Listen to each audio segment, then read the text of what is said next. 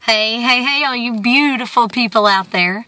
So today I got this crazy idea that I was going to go and run, okay? And I was going to try a brand new path that I've never tried before. I just mapped it out. Alex went with me and he was pretty impressed. I was pretty impressed to see how far it was too, considering that about the last 2 miles of it, I'm pretty sure that I was crying. I can't quite remember if it was real tears or if it was the fact that it's 49 degrees and the wind is 25 miles an hour. And, holy crap, that was daggum miserable. The good news is that my body pretty much went numb halfway through it. But there is no doubt for sure that there was some wintering going on for the last 2 miles of it. It ended up being 7.4 miles. And I can tell you, Alex asked me before we went and actually mapped it out. He said, you know, Mom, how long do you think you actually ran? How far? And I said, oh, it had to be at least 8 miles. The most I've ever ran is 7.4 to 7.8. I can't remember how much it was that I'd ran this past summer, but it was above 7. And it sure in the crap felt like more than 7.4. Okay. But as I was mapping it out, I began to think about this. The reason it felt far more treacherous than back when I ran it in the freaking summertime is because back then, sure, it might have been 96 degrees or 92 degrees or whatever hot degrees it was, but my body felt warm and my muscles were good and relaxed and stretched out. And today, it was 49 freaking degrees, and there was much more work that had to take place and much more effort that had to go into running that same exact amount of miles. So what can we learn from this? Well, of course, it might be something that you've been through.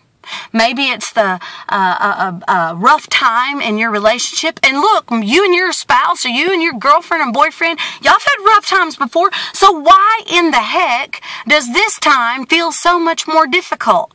It's a different season in our life. You've been through hard times at work. You've experienced them over and over and over again. So why does this one feel more difficult and more demanding of who you are in here? It's a different season, okay? And I know I've talked to you about this before, but my gosh, I'm living proof that if you are in a different season, it is absolutely a different set of rules. A whole different ball game is going on.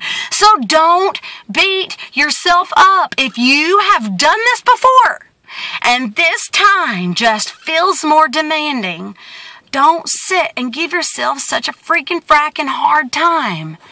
You're in a different season and it's okay.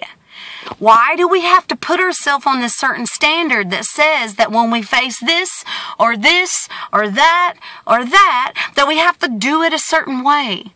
In every season, it is possible that you will have a completely different response to something that you've faced a million times. Give yourself a break.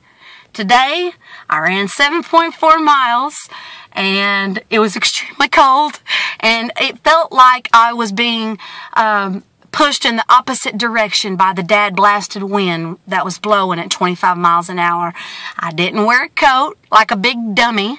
I didn't wear gloves, primarily because when I ran last weekend, the weather really did feel about the same when I stepped out into it today. But last week when I ran, I was miserable because I had that stinking jacket on. And so today, I thought I was doing the right thing by not wearing one and just wearing a long sleeve shirt made for cool weather. And it was not the right choice, okay? And so I had to kind of come up against some really, really big obstacles, which was my body's response to the cold weather.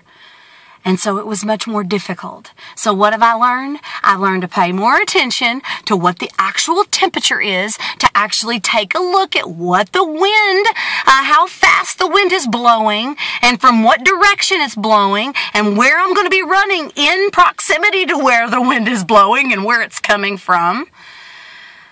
Give yourself a break. This life is hard. It's not necessarily just cut and dry. It's not like we know every single thing that we may possibly face ahead of time. Give yourself a break. You are doing the best that you can. You're achieving what you can. Relax, take a breath, and face that next hurdle that you have. And do a little bit of research on how you're going to go about this based on how you've done it in the past, what you want to tweak going forward, and give it all you got. And when it's over with, take a look at it. Give yourself a little pat on the back. Life is freaking hard. It's okay. I'm about to tell you about something. This crap that says that it's not okay to give yourself a pat is the biggest crock of BS that I've ever heard. This life is not about, make yourself smaller, that you can exalt something else. If you're in the belief system that God is all about you, then making yourself smaller so that He can be magnified, the truth of the matter is that is a crock of crap. That is preaching separation. That's preaching that God is somewhere else and you are here because you're making yourself smaller so that He can be exalted. The truth of the matter is that He is within you. So if you make yourself smaller, you're also making Him smaller. If you're making Him bigger, you're also making yourself bigger. Whew, I had to get that out. This whole separation mindset gets on my nerves, and it really gets me frustrated because it's sending people in the opposite direction of what God's all about.